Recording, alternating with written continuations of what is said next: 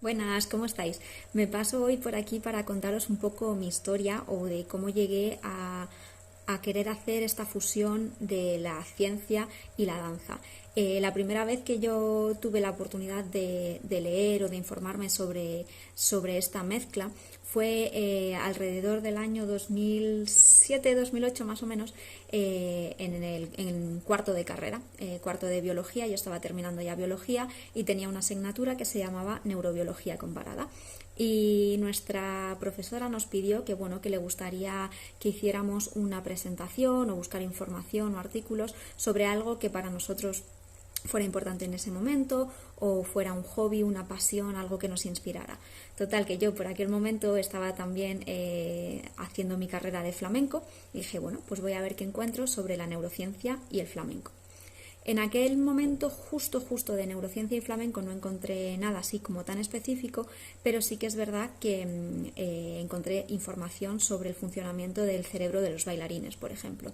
Encontré un artículo que fue la primera vez en la que yo me enteraba y comprendía la existencia del sistema de neuronas espejo, del que ya os he hablado alguna vez y que quiero seguir dando más detallitos. Ahí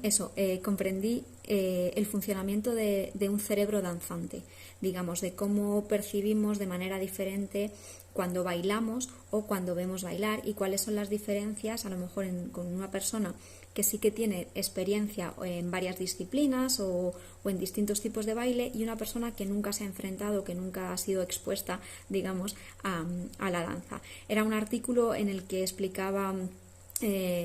utilizaba como sujetos de estudio a bailarines de ballet, bailarines de capoeira y sujetos control, les vamos a llamar, que son personas que nunca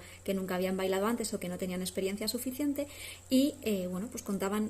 las similitudes, las diferencias de cómo unos cerebros se activaban más, de cómo cuando los bailarines vemos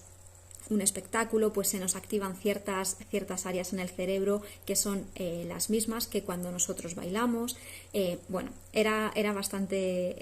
bonito el artículo. Total, que yo expuse toda esta información, hice una presentación en mi PowerPoint y la llevé a la asignatura cuando me tocaba exponerlo. Yo expuse allí todos mis datos y después mi profesora me dijo, vale, muy bien, muy interesante, los datos que presentas, las gráficas, todo esto, pero yo quiero verte bailar.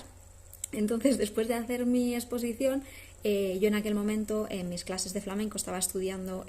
tientos y tangos, son dos palos del flamenco, y tenía la música en el móvil. Y pues nada, la enchufé y la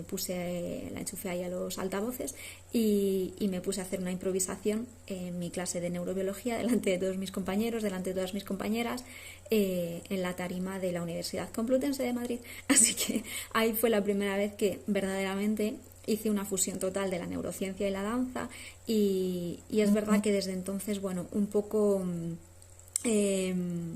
he seguido con ese trabajo, he seguido con esa intención de seguir quitando estas etiquetas, quitando estas distinciones, y que no tenga que ser ciencia por un lado o arte por otro lado, sino que sean las dos, ciencia y arte, que es como yo también un poco entiendo mi realidad. Así que nada, os dejo por aquí mi historia, me encantaría que me compartierais la vuestra, y nada, os leo por comentarios o por mensaje privado, como queráis. Un besito, gracias.